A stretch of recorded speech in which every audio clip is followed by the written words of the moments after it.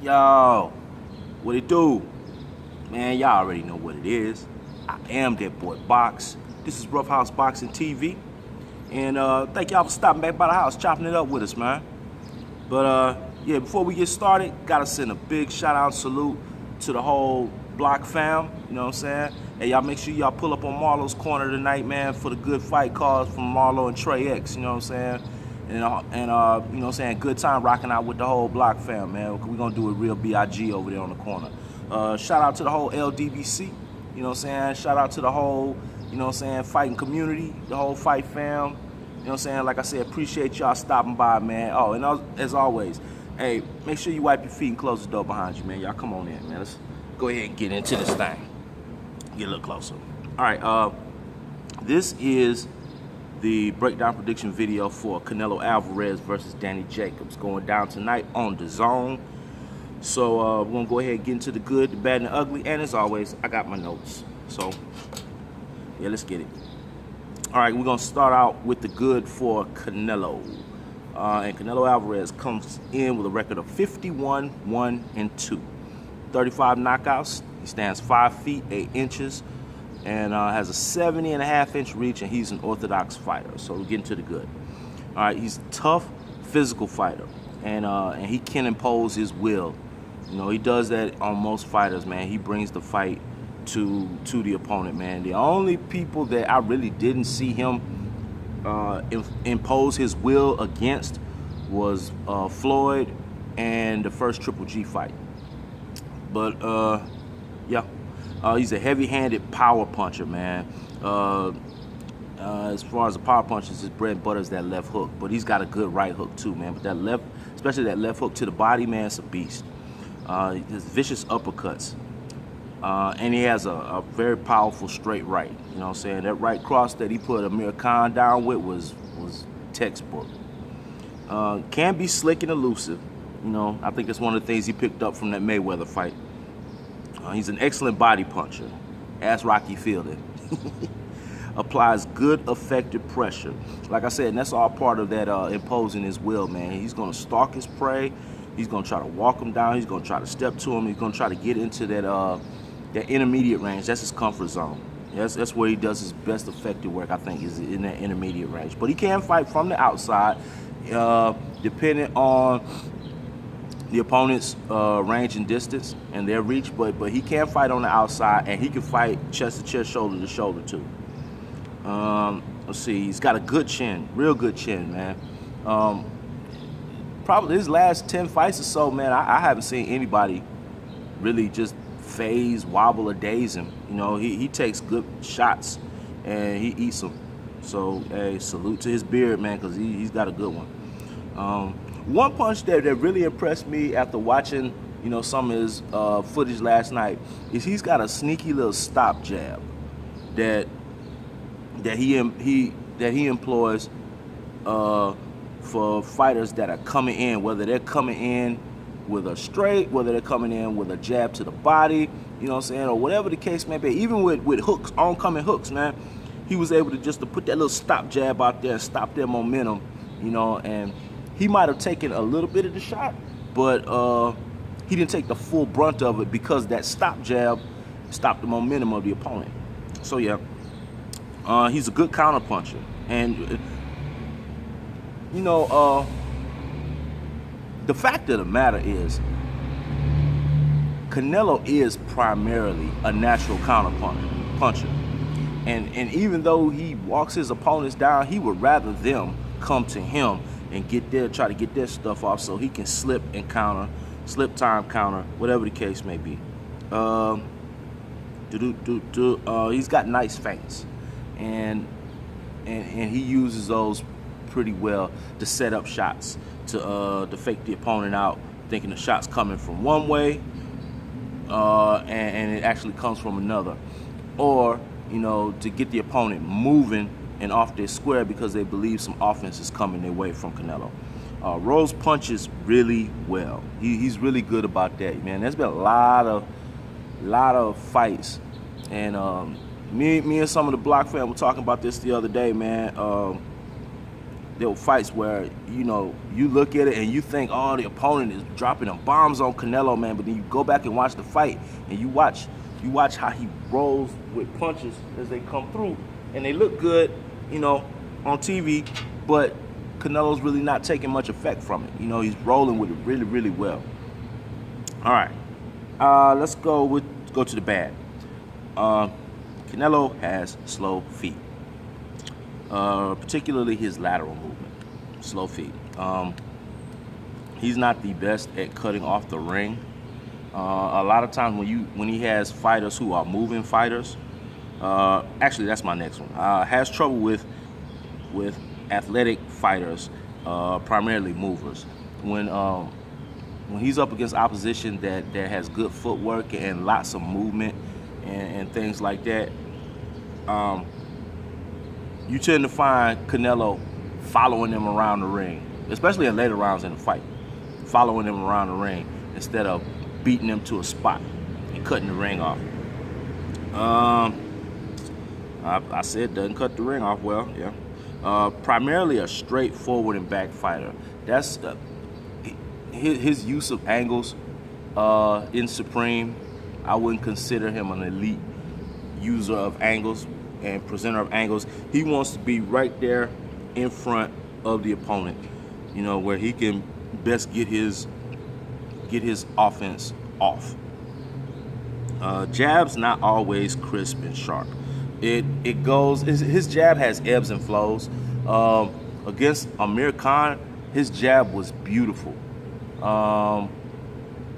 When I was watching him fight Rocky Fielding, not so much. You know, it was a kind of lazy jab. I mean, maybe that was just the level of opposition, and he didn't really need the jab, but it looked kind of poor to me. And I went back and I checked out some more fights. I checked out the first Triple G fight. I looked at the Erzlanda Lara fight, and his jab, the effect of his jab was different in each fight. Sometimes it looked pristine, other times it looked piss poor, you know? And yeah, that's what that is. Falls in love with power shots, and that kind of piggybacks onto that jab thing, is that sometimes he'll do good work off the jab, and you think, oh man, if he continues this, it's gonna be easy, you know, say it's gonna be easy sledding for him, man. But then his power shots have success, and he abandons the jab work and just strictly starts headhunting with the power shots, loading up on the hooks and the uppercuts and whatnot, you know. And sometimes he can get a little too power shot drunk, I guess you can call it, a power shot greedy or whatever you want to call it, man. Very little head movement. Although he has shown signs of being slick, being elusive, his head is normally on the center line, and he's there to be hit. Danny Jacobs is going to be able to touch Canelo. That's not going to be a mystery or a puzzle to figure out, man. He's going to take some shots. It's just a matter of will Danny have enough pop on his shots to get some respect from Canelo. That remains to be seen. Sometimes swings for the fences. Yeah, there are times where he loads up on his shots and he swings from the fences, you know what I'm saying? He winds up missing badly. And against Amir Khan, man, I saw him pay for some of those with some nice counter shots from Amir Khan. Has stamina issues. That's something that we've always seen or known about Canelo Alvarez, man. Especially in the later rounds, the longer he runs, the slower his motor tends to get. There's evidence of him gassing out, you know. So yeah, that's what we got for Canelo Alvarez. On to Danny Jacobs. Danny Jacobs comes in with a record of 35-2-0 with 29 KOs.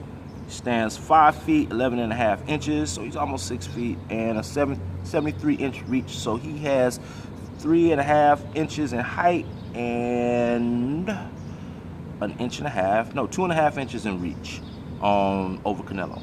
So he's got some physical advantages. Will he be able to use them? Oh, and he's an orthodox fighter. I don't know if I mentioned that Canelo's an orthodox fighter as well. So this is the battle of right hands. All right, so on to the good for Danny. Long, lean, rangy fighter. He's got good footwork and movement skills. That's one thing. Danny is a rather athletic fighter. Not the most athletic I've seen, but at the same time, man, you could tell that his footwork gets him in and, well, gets him out of trouble. I'll say that. It gets him out of trouble in a lot of cases. His footwork gets him out of trouble more than his head movement. And which is kind of strange to me. He'll move his feet, but his head, not so much. Yeah. But yeah, his athleticism is on display a lot of times, especially the way that he's able to punch and punch effectively while he's on the move.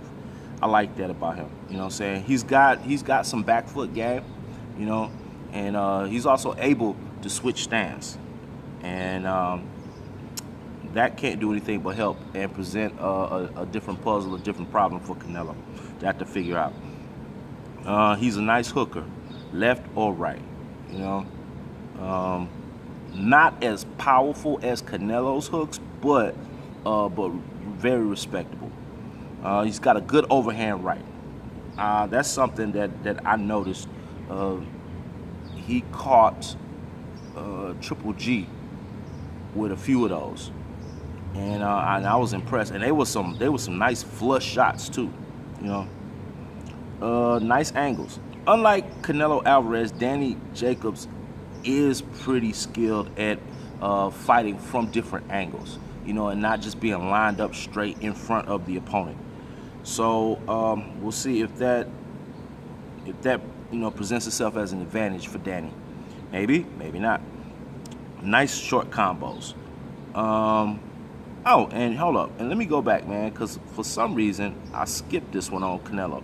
I said Canelo was a good combo puncher, and hey, mark my words, one combo y'all are gonna see tonight is that 114, which is a double jab and the right hook to the body. Mark my words, that's one of his signature combos, and he's pretty good at mixing up different combos too. So yeah, all right. But yeah, Danny Jacobs has nice short combos. The 1-2, the 3-4, and sometimes you get the yeah, I've seen him with a 1-1, 1-1-4 in there, man. It's not as effective as Canelo's, I don't think, but he has shown it, man, and has some success with it too. Shows elusiveness. He can be kind of slick. He can't get away from punches. He can dodge and slip shots. So that's in there. So this is going to be interesting. We got two fighters that both show signs of being slick when they want to be, elusive when they want to be. So it's going to come down to efficient punching and punching accuracy in this one. It's got a nice sharp jab. In comparison to when Canelo's jab is at his best and Danny Jacobs' jab is at its best, their jabs are almost identical. So, you know, I think it's just going to be a matter of who can consistently keep that sharp piston jab working for him and be accurate and efficient with it. And if Danny's is efficient and he's able to control that range and distance, it's gonna be a hard night for Canelo, man. Okay, and Danny has nice hand speed. I would check the hand speed box for Danny in comparison to Canelo. If I had to compare the two, I would definitely check the box for Danny. Danny's combinations flow a little bit smoother, quicker, and that's because I think Canelo tries to load up more power on his combos. So it takes them a little bit longer to get to the target. Now I'm not saying that Canelo's hands are slow, because they're not, but he loads up an extra wallop on his shots. And in doing that, you know, they don't come off quite as quick as Danny's does. Danny's might not be as, you know, as bomb heavy when they land, but it's volume, you know. With Canelo, you'll have bow, bow, bow. With Danny Jacobs, you have pop, pop, pop. And You know what I'm saying? And there it is. He's got a good uppercut. I'm talking about Danny. Good uppercut, man. And I was surprised at how many uppercuts he landed on Triple G, man, and how many flush uppercuts he landed on Triple G. But yeah, he's got some good ones. And did I mention that with Canelo? Because Canelo has good uppercuts as well. But yeah, these fighters have some similarities about their game, and it's going to be really interesting to see, you know, whose tactics prevail in this fight, seeing how a lot of what they do is kind of similar. And Danny has a decent body attack. I mean, he lands good shots.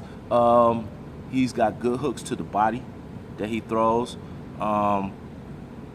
Not as effective or devastating as Canelo's, but like I said before, enough to gain somebody's respect. You know, you catch him, if he catches you slipping, you know what I'm saying, he can put a little hurt on you with the body attack. So sometimes it's shoe shine type stuff, you know, it'll get points with the judges, but it may not be doing the most damage on the opponent. All right, on to the bad. Not a devastating puncher, in my opinion. I didn't see that one punch knockout power with his shots. Now, like I said, when he was fighting Triple G, man, he was hitting Triple G with some flush shots, man. But I don't know, I never saw anything that he hit G with that made G go, whoa, you know what I'm saying, nothing like that. Whereas I've seen that with Canelo, when Canelo's hit people. His hooks don't stay tight. Instead of coming through with the hook and keeping it right, you know what I'm saying, tight across and whoop, like that, a lot of times you'll get hooks that go, you know, and the hooks tend to connect here, you know, here, like that, and they don't land flush because he doesn't keep them tight. Danny needs more head movement. Like I said, man, his feet get him out of trouble more than his head does. His head stays on the center line quite a bit, you know, and he takes shots that he doesn't have to take if he would just move his head and stop being a stationary target for the opponent, you know. Goes into that defensive high guard shell. When offense is coming, if his feet don't get him out of the way, then he goes into that high guard and he stays there like a turtle until the barrage is open. Let's see. Sometimes punches are slapping, and we kind of talked about that a second ago. The punches can get sloppy and inaccurate, and that's something I put in there a little bit later on in the line. But his punches tend to slap sometimes because they're not as accurate, not as efficient. Head stays on the center line, and I'm talking primarily about the jab. When he's jabbing, he jabs from right here, and head stays here, not head like off the center line, which makes him a harder target for the opponent to counter. All right, gives too much respect to the opponents. He did that with Triple G, and he wound up getting caught early on. There you go. Yeah, there you go. Yeah, he wound up getting caught early in the fight, but I think once he realized that he could make it through Triple G's power and he could take it, that's when he got aggressive. So I'm hoping in the beginning he doesn't come out giving Canelo too much respect, and you know, quite the opposite. He needs to go out there and try to get respect from Canelo. Okay, what else we got? Last one I got is get sloppy and inaccurate. He misses quite a few shots because his accuracy rate isn't the highest, and he's not as he has throwaway punches, whereas Canelo isn't trying to throw away punches. You know, Canelo's trying to touch you with everything he throws at you. Danny Jacobs, man, he has throwaway punches.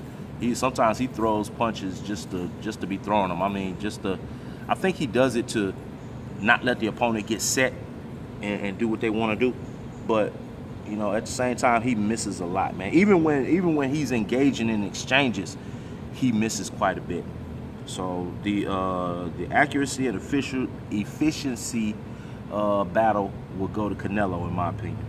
All right, now we'll go to the keys to victory, and we start out the keys for Canelo. Jab must be sharp and active. Okay, the body work. He's gotta do effective body work, meaning he's gonna have to get inside of Danny Jacobs' range, his reach, and get in that kill zone. You know, in order to get off that good body work, man. Those hooks to the body, as well as straights and jabs to the body. I think that's going to be an effective tool for Canelo if he's able to get inside of Danny's work.